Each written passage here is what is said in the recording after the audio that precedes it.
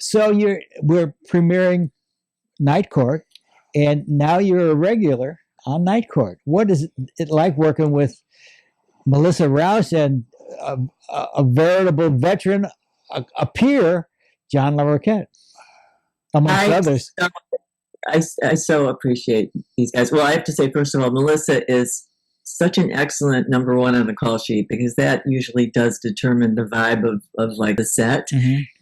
I don't know that I've ever met a more generous and lovely lead in a series. She is, she just has this nurturing quality where she cares so much about everybody there, seems to know all about what's going on in your life, always wants to know more.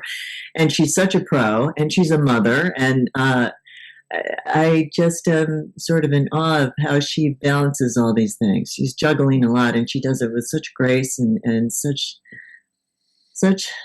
lovely energy. And John is just John. I mean, he's such a character, such a curmudgeon, but the one that I can usually get him to laugh.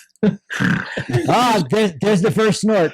By the way, we'll measure the success of this podcast by the amount of times Wendie snorts.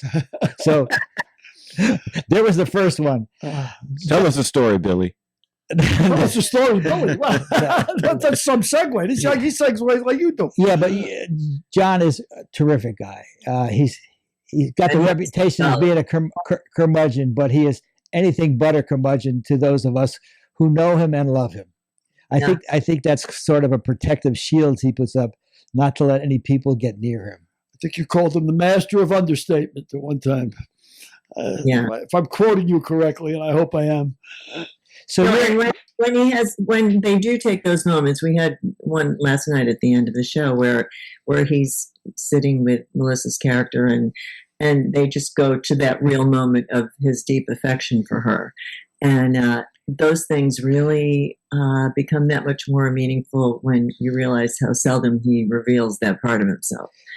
And I think that's what gives these crazy zany sitcoms, it makes people really invest and care about these characters when you have moments like that. And